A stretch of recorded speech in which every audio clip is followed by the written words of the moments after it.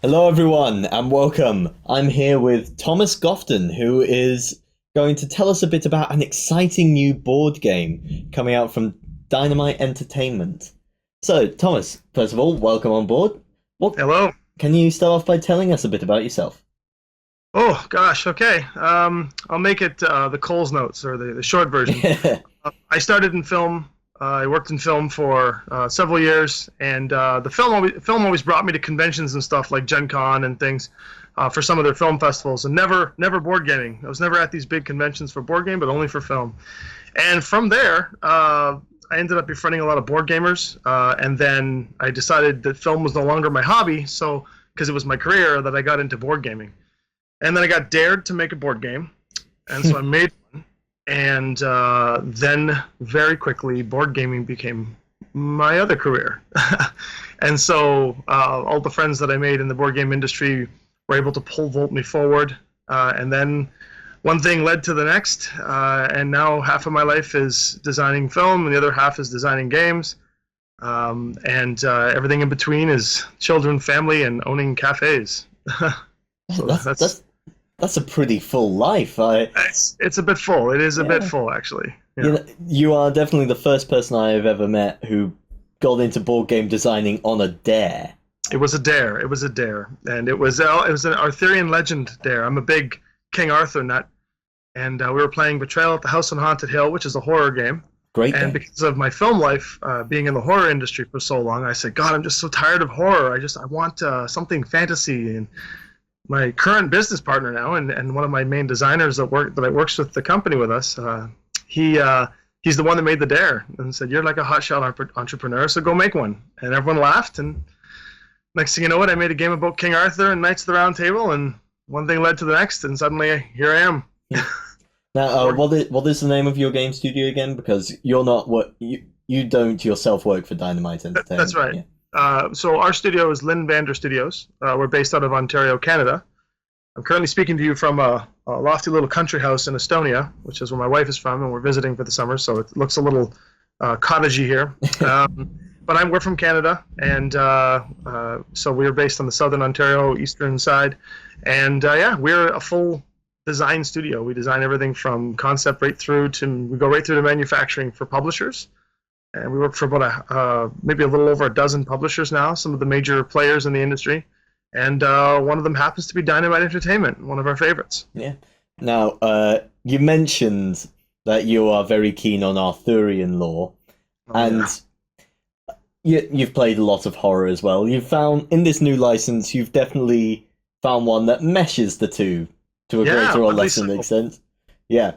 So, tell us about it. What is the new license Dynamite have given you to play with? So Dynamite, after some time, well, we've talked about it for many years, or not years, months I should say, and then it felt like years, and then eventually we got the approval to go ahead and talk about Army of Darkness, which is got a huge cult following in the horror industry, in the comedy industry, and of course it has Lord Arthur and the Wise Man, which are the Spam-A-Lot rip-off versions of Arthur and Merlin, and so they're very Arthurian, and so I feel like it's a culmination of my lives coming together. This great game. Yeah. So Army of Darkness. Now, Dynamite have done a lot of work on the Army of Darkness license before. Can you tell us a bit about that? What their history is with with this absolutely brilliant movie?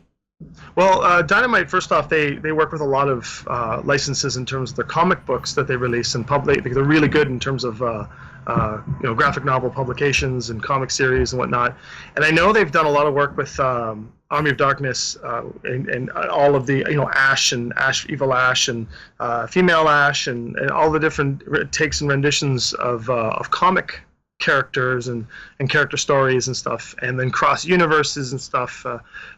So I mean, we've had the pleasure of working with a couple other Dynamite games before this, kind of as a test pad to get going, and some of those licenses have crossed paths with Ash. So I mean, even from day one when we were working with Dynamite back on Reanimator, there's a Reanimator, Herbert West Reanimator, Army of Darkness crossover with the Necronomicon, and I mean, I can remember saying with the team back then, I'm like, this is just a gateway drug, the Reanimator. This is just getting us into Army of Darkness down the road. And sure enough, 6 months to a year later, actually it's been a year now. Wow. Here we are, ready to kick off Army of Darkness. So. An Army of Darkness meets the Reanimator. That is something I'm going to have to look into, because that sounds like the perfect mash of pulp horror fun. It's pretty cool. Yeah, it's like that mad scientist animating undead meets the crazy chainsaw wielding, Ash, and they create kind of a duo that's a little out there, and it's a really cool mashup actually, and you'll see that mashup I'm sure in the future once we prove our grounds with MGM Studios and a few other of the licensors with Army of Darkness itself. I'm sure there will be some collision of board gaming in the future for those licenses and more. Excellent. So, first of all, tell us about the Army of Darkness board game. What have we got to look forward to in this? How does it play? What kind of game is it? Tell us everything! Okay, so when we make a board game, the first thing we do is we look back at other games that have been made and anything in the industry that's remotely close to it, and we try to pay respects to the license itself. This particular game, we're trying to capture the feel of the final scenes. We went through so many design processes of do we want to go through like an adventure story where we take Ash on the journey like we did in the movie, finding the Necronomicon, going into the pit and dealing with all the preambles that got him to the point where he had to fight himself, his little baby twins and stuff everywhere, and getting to the stage where we're finally at the big castle battle. I mean, did we want to tell that tale, or did we want to just pick an element and hyper focus on what really encompasses Army of Darkness? So because our instructions from Dynamite, because when we work with a client, they always give us parameters, and the parameters are like, got to cost this much, we want to keep it down to this price value, we want to do miniatures, we do not want to do miniatures, we want to do role-playing-esque, dice hucking, like there's different parameters that we discuss. And the one we decided, especially for like the first real big, post, like I guess it's nostalgia era of Army of Darkness, is we wanted to come out and do what Army of Darkness was known for, which is swarming, deadite, chainsaw hacking, explosions, insanity, chaos of a board game. And the only way to do that is to reenact the castle battle. So this particular board game is all about the castle battle, nothing more. And it's kind of like a glorified miniature swarming, dice hucking, catapult flinging, tower defense style board game, where you're defending the castle. You have knights as pawns. You have Lord Arthur and all the famous characters, such as the Wise Man, Ash himself. We found this license to be very difficult when it comes to female representation. I mean, as a homage to its era, everything was like male centric. But so we had to pull in we had to break reality a little bit and pull in some characters that are popular to the franchise, but weren't really popular to the scene. So like Linda, as we all know, is Ash's true love kind of thing. Oh yeah.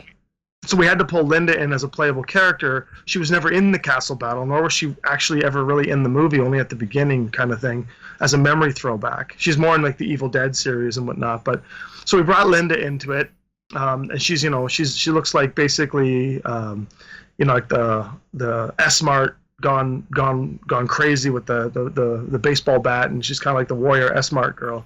So we brought her in, so that way we had a nice change of pace, and then and then we have this castle, and the board is just going to be full of swarming deadites, flying deadites, spear deadites, archer deadites.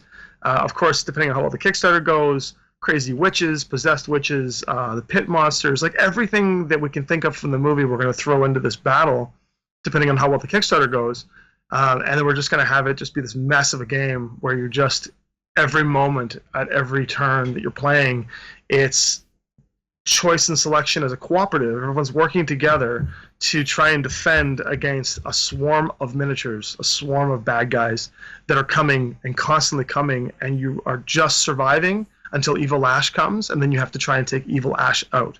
And if you take Evil Ash out, you win the game. But surviving and trying to strategically reveal where Evil Ash is where the strategy comes in, and the survivorship feels like the game Pandemic on steroids, where it's just going to be so much stuff exploding everywhere. You don't know what to do half the time, that's kind of the feel that we're going for the game.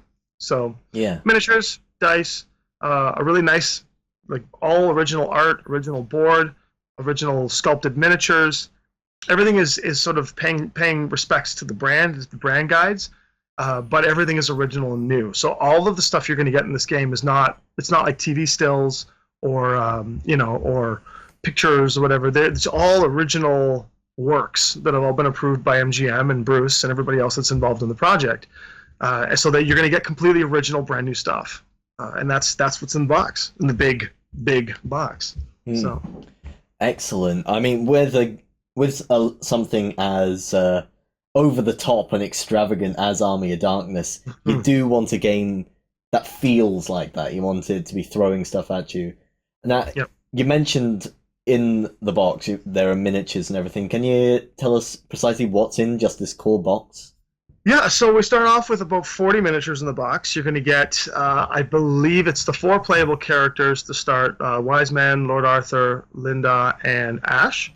And then you're going to get at least, I think it's like, I believe, without having the actual box in front of me, which it's sitting in Canada right now, you're going to get several dozen, couple dozen deadites of various natures. It's like your classic, closest game to compare it to in terms of like its miniature compilation would be like Zombicide or something. Well, I'm actually looking at the picture of the box right now, and it says 60 to 90 miniatures of the deadite. Oh no! I just realized I completely misread that. It says 60 to 90 minutes. That's the playtime. I was like, oh my god, what they do? I mean, hey, it's going to end up being like that anyway. I mean, the Kickstarter is going to be pretty epic. There's already a lot of hype built on it, so there's going to be a lot of like alternate pose miniatures and things. It's going to be a 60 to 90 minis game for sure. But the core retail game, because we still have to keep it to a price point that makes sense for people to purchase. And there's a lot of games that are similar to this, like Ghostbusters, Zombicide, Teenage Mutant Ninja Turtles from IDW. These kinds of games, I mean, it's not similar gameplay at all. It's very different gameplay. But these kinds of games are sort of like your big box, sort of $80 to $100 price point kind of games, and we have to keep it to that range because people will drop $80 if they're going to get 40, 50 miniatures and just a pile of cardboard and dice and cards and things to play with, tokens and all the goodies. If we do anything less than that, then we might as well just go to the 40 price point and do an all cardboard version of the game or something, which I think would be kind of less hurrah for a license of this magnitude, if that makes sense. Yeah. So we did have that discussion whether we were going to make it like a small, slow under the table, kind of like fire it off and do it in quantities, MSRP style game. But we figured no, we get the ability to kickstart this. We get lots of plastic in there. We want this to be a big box item that's just going to sit on the shelf and like take some space and make people look at it and go, oh, this is. Let's have some beers and let's make a night of this. And so that's, I feel, the kind of game we're going to get from this. Yeah. So, how is the castle itself being shown on is that a card piece as well? I'm sorry, how's the what? The castle itself, is that going to be in plastic or card? Yeah, so the castle itself is a giant fold-out board. Mm-hmm. It's gorgeous. It's all originally illustrated and drawn by our very own Josh Dirksen. It's got three-dimensionality to it. It's got walls and stuff, not actual popped-up walls and stuff. Although, as a joke, we did talk about if the Kickstarter is exploding past all of our stretch goals that we have planned, we do have long-distance stretch goals that we're talking about doing a sort of a 3D punch board build of a castle around it. So you get a little more dimensionality in the gameplay itself. Mm-hmm. It's just too expensive to do with miniatures and everything else in the current game, but it's a beautiful stretch goal for down the road. But right now, it's a giant fold-out board, full color. It's got delicious-looking art all over it. It's very clean. So we're not doing a standard game where it's all like the zones and the spaces and stuff are all grid. So you see a grid. It's kind of like Mice and Mystics, if you've ever seen Mice and Mystics. Yeah. The board itself, the art placates to the zoning. And then there's tokens and things that go on top that placate to things like if you're destroying a castle wall, the token looks beautiful, but then when you flip it over, it's destroyed. And then when you take it off, you can actually see the rubble, what's left of the wall. So you got this kind of, this castle panic feel where these things are just constantly coming at you, and your castle's getting wrecked, and you have to do everything you can with your knights and charge them forward and kill everything. So excellent, just mayhem, absolute mayhem. Good. We want to see mayhem on the table. This sounds perfect. Mm-hmm. So, can you tell us about some of the specific mechanics? How Yep. well? From the sound of it, you've already explained how you're getting that feel of the movie onto the Yep. table, and the answer is mayhem. But how are you bringing that across in the mechanics? Well, there's lots of ways to bring mayhem on the table. Dice is always a good way to do it, but also playing with time is another one. So we played with time in multiple ways. One, the game is of course timed, not timed physically like a timer, but timed as in, there are X amount of rounds that you're playing together, and eventually you have to reveal Ash by doing various things and watching the time tick down. The game is built in a way where it will always swarm you out. So surviving is part of how it goes, and I'll get to what the specific mechanics are as I describe the broad overview. So we're playing with a round system where we're revealing things, revealing sections of the outside of the castle to try and reveal where Evil Ash is. And you could get Evil Ash near the beginning, and then the game might be a little crazier, a little more focused on trying to take Ash out before it gets too crazy. Or you might have to you might make the wrong choices and get Evil Ash later, and then you've just got all you're doing at this point is it's just managing a ridiculous amount of bad guys trying to kill you, and you're trying to just get to Evil Ash through the sea of bad guys. So it's two different tones there. The way you do this is by playing with another mechanic in terms of time, and that is your character actions. Everyone gets character boards, you get a deck of cards, the deck of cards are shuffled, everybody gets dealt cards, and you get dealt a hand, and your hand is always one card more than the slots in your character boards. And you have actions in your hand like move, attack, special, use your special ability. Wild, things like that, which can be like any action. And these actions are programmed face down, and everyone's programming their actions face down, a la kind of like Space Alert or Robo Rally style, where you're putting your actions face down, and it's to a timer. So there's going to be a timer in the game that when the timer flips, you got like 30 seconds or 45 seconds to plan your actions.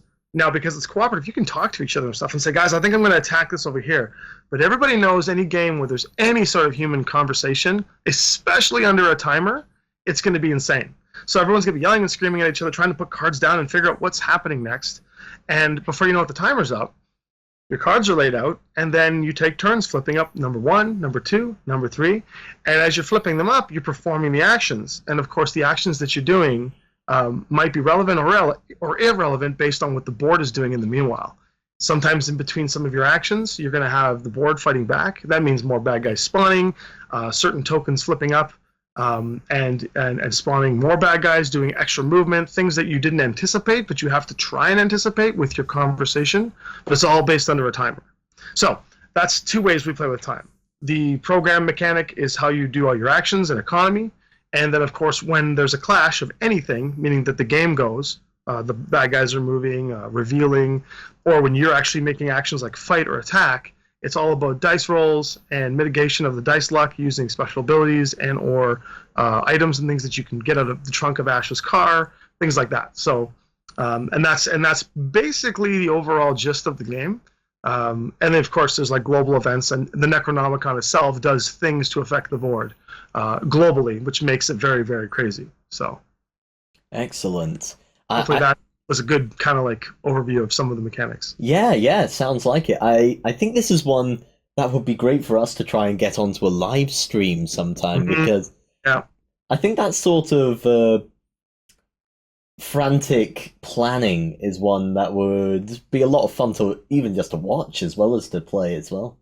Oh yeah, and it lends itself to difficulty curves too. I mean, because you can always just increase the time by 15 seconds if you want to have a slower, more, learn how to play the game kind of thing. Or you guys can go like super chaos mode, not give the extra card for variety's sake. We're gonna have different modes in the rulebook, kind of that says like, if you wanna like really give it, here's like crazy ultra your nuts mode, and then you can reduce your time to like half, and you have way less time to plan your actions. Because if the timer runs out and you don't have your actions programmed, you don't get them, and that's detrimental to the game. I mean, if you lose an action, you lose an action. That's economy that's gone, and that economy that's gone. Remember, the game constantly scales up against you. So if you start losing action economy, it starts to spiral out of control very quickly, and you end up in a zombicide situation where there's just like 1,000 abominations on the board. You can't handle it, and you're just like, well, I think all we're doing now is just trying to live. So. Yeah, well, I think that pretty much describes a lot of that of the Evil Dead in the first place. Just trying to live in as Trying wacky to way as live. possible. Okay, now you've worked with a few licensed games before. I know Yep. you mentioned Reanimator earlier. I know you also worked I think, Buffy the Vampire Slayer. You did that one?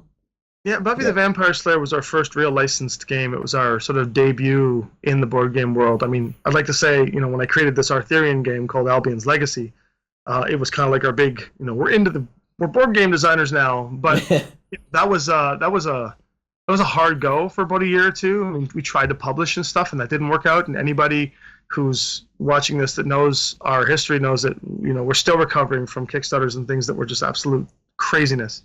But we did some things, and we did some altruistic moves based on that cost us like tens of thousands of dollars to make sure our backers got what they wanted, instead of just saying sorry, here's your game. That gave us a lot of recognition, and then got us other publishers that were like, man, if you care about your product and your backers like that, then maybe you'll work on this. And then we got Buffy, and then Buffy came out, and it's tens of thousands of copies out now, and it's got great review, which is good. And I mean, I'm a huge Buffy fan. I know a lot of Oh, the me cast too. from my days, and we were able to pay homage to that license in such a way that we hoped that we did everything we could to respect the brand for the licensor, but most importantly to respect the fandom for the fans. And I'm hoping that for every license that we've done to date, and Army of Darkness, and every license that we've got signed going forward, that we do everything we can, first and foremost, to try and pay homage to the license and to the fandom. It's the fandom that we care about. Yeah. So Buffy was the first one, and then we've moved on to multiple licenses since. So Well, as a big fan of Buffy myself, it's a game I've been dying to play. But before I get sidetracked and start geeking out about Buffy, because I really want to right now, I do want to ask you, what are the challenges unique to making licensed games? How does it compare to one where you've come up with the game yourself from the ground up? So I actually do panels on this at conventions and stuff, and I did the panel's called Licensed Properties versus Original Properties, and I talk an hour on this, so I'm not going to talk an hour now, but I'm going to try and sum it up real quick. No matter what, even when you're doing your own license, your own IP, intellectual property, you still have to have a strong sense of humility, so that you can't be like, well, this is my idea, therefore it's good. I mean, yes, I might have an idea that I like, which means that there is a demographic out there that likes it as well, but is it the demographic? Is it multiple demographics? I don't know. So when you're doing your own properties, you have to sort of like be very humble and respectful for what you think may or may not work versus the research that you put in. When you are doing a licensed property as big as like Buffy, or in this case Army of Darkness, there's a tier of like a waterfall of restrictions that hit you. And the first restriction is the licensor. Licensor says you can only do this. They give you a sandbox to play in, and that's it. You don't go outside the sandbox, or you're legally in trouble, and you never work with the license again. So, like, I can't go make my own characters for the Army of Darkness world and be like, this is Joe the Samurai. Like, it just Sacrilege. So, I mean, like, you got to work within the confines of the license.